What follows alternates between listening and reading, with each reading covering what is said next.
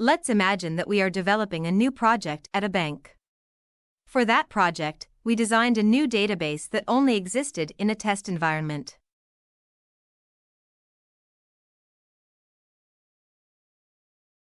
This test database that we will fill with synthetic data has tables like branches, customers, accounts, etc. Here you can see the entity relationship diagram of the tables for this database.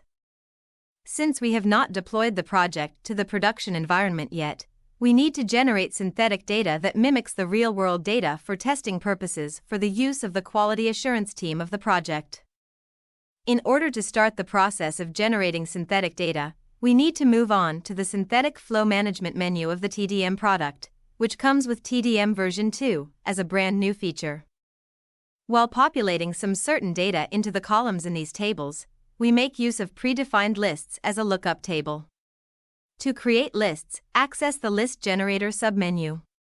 If any predefined lists exist, that page shows them as a list. Here, as an example, we will create a card type list. While creating the new custom list generator, we select the list item type. Then write down values and add them to the list by clicking the Add button. This list allows the application to generate values only from this custom list.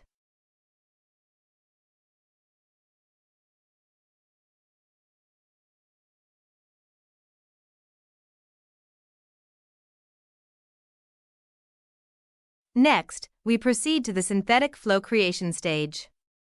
To do this, access the Synthetic Flow List submenu. On this page, if any previously created synthetic flows exist, they are listed. To create a new synthetic flow, click on the New button. On the opened page, give a name to the newly created synthetic flow. Select the environment, depending on which database it is intended for use as a target database. Finally, choose the table or tables for which the data will be generated from the selected database. If no selections are made, data will be generated for a maximum of the first 100 tables in the given database. Relationship information between tables is extracted directly from the database, which means primary and foreign key information is also obtained along with these relationships. There is also support for composite keys as a distinguishing feature. The newly created synthetic flow is listed in the synthetic flow list. To configure this synthetic flow, click on the Edit button. In the opened page, Table Names, the Generate switch that determines whether data will be generated or not for the respective table, and the Truncate switch that determines whether existing data in the respective table will be truncated before creating new data or append them on existing data, is shown. Additionally, the Generate Count section determines how many data rows will be generated for the respective table.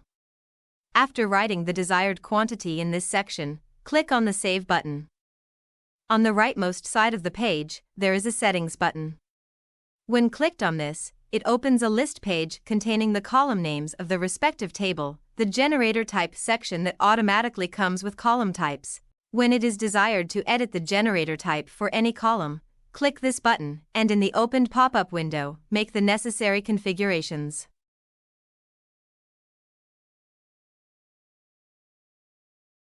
Primary key and foreign key columns cannot be edited.